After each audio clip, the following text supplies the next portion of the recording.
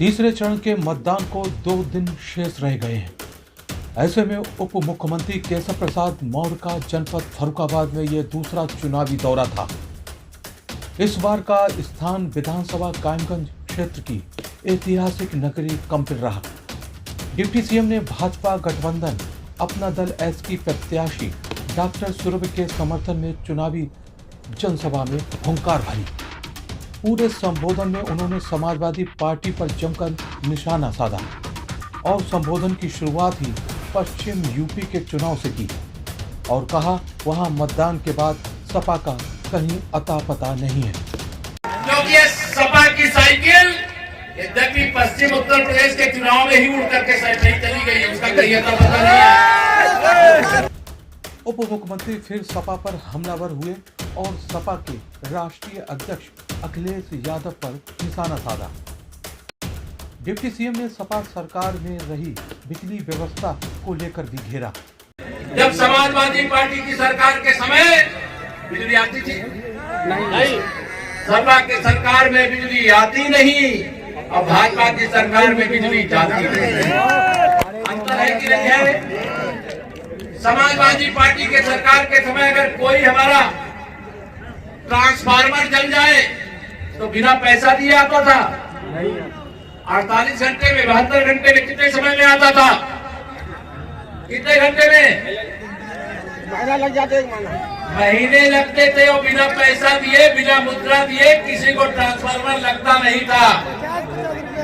लेकिन आप 6-6 महीना बता रहे, लगता था कई जगह 6-6 महीने में, जानता हूँ। लेकिन जब से आपने कमल खिलाया, जब से भाजपा गठबंधन को सत्ता में लाया, तब से क्या ऐसा कहीं हुआ है क्या? हमने प्रदेश के अंदर विकास किया है, हमने गुंडों की गुंडागर्दी को समाप्त किया है, अवैध कब्जा करने वालों के इमारतों पर बुलडोजर चला करके उसे खाली करा करके गरीबों का मकान बनाने का काम किया है। उप मुख्यमंत्री ने महान दल पर निशाना साधा और कहा वह वोट कटवा पार्टी है। मुझे पता चला एक महान दल नाम का यहाँ पे पार्टी है, उसका कोई प्रत्याशी है, वोट कटवा का काम कर रहा है। इसलिए मैं आप सबसे यहाँ कह करके जा रहा हूँ, एक भी वोट ऐसे दलों को नहीं मिलना चाहिए।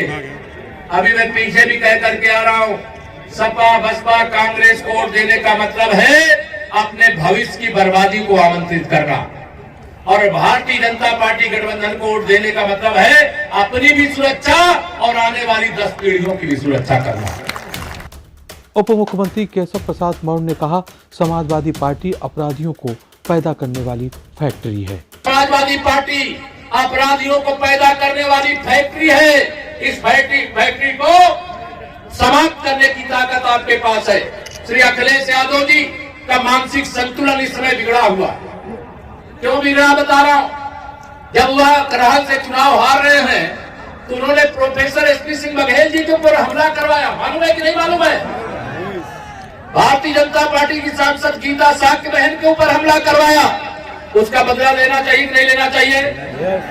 करहल में वहां के लोग बदला लेंगे और श्री अखिलेश यादव जी की साइकिल को वहां पंचर करके नहीं, उसके पुर्जे खोल करके सदा के लिए मैनपुरी से विदा करने का काम भी करेंगे। और आप 10 मार्च के बाद की गुजिया खिलाने के लिए क्या काम करना है?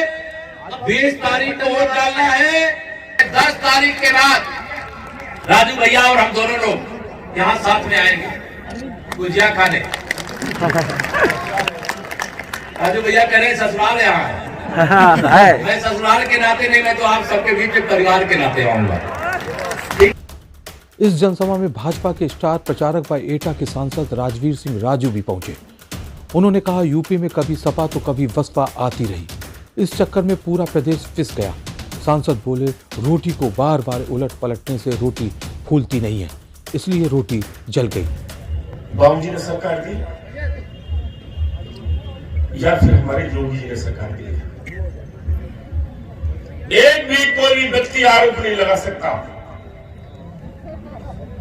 और ये सपा और बसपा, ये सपा बसपा आपने देखा कितनी बार?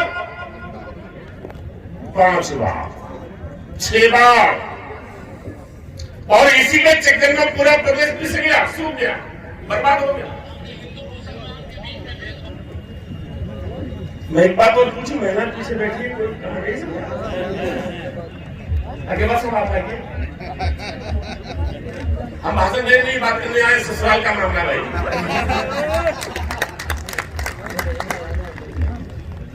आप खाना बनाती हैं? बनाती हैं?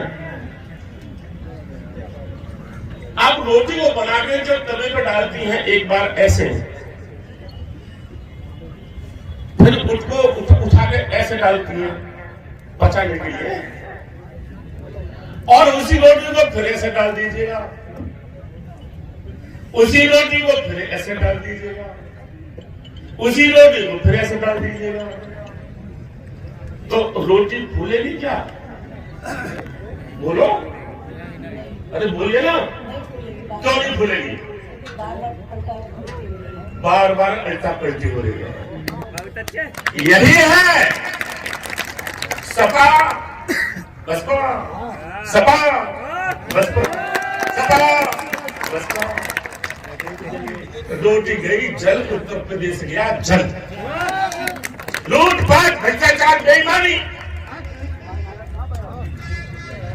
17 में आपने एक नई रोटी बनाई है, 14 में आपने दिल्ली में एक नई रोटी बनाई है। रोटी फूली है कि नहीं बताओ? बोलो, फूली है। ये प्रदेश फूला है कि नहीं? संपन्न हुआ कि नहीं? हुआ है। उन्होंने पूर्व मुख्यमंत्री कल्याण सिंह को भी याद किया।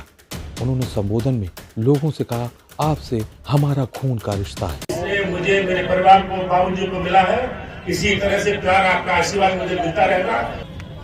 एक सीट सुरभि की चाहिए तो 325 पार हो गया। दोगे? दोगे? मेरी बात आप वैसे नहीं मानोगे, क्योंकि हमारा आपका रिश्ता हंसने की बात नहीं है, खून का है, खून का रिश्ता है। सांसद राजवीर सिंह ने कहा, अभी डिप्टी सीएम कह गए वह मेरे साथ 10 मार्च के बाद गुजिया खाने आएंगे। इस पर उन्होंने कुछ इस तरह जवाब दिया। अरे अभी मोदी जी ने कहा कि 10 तारीख को गुजिया खाने आएंगे। अगर वो बुला रहा है तो ठीक है, मैं भी आ जाऊंगा, और नहीं आए तो सावन के महीने में बुरा खाने जरूर आऊंगा।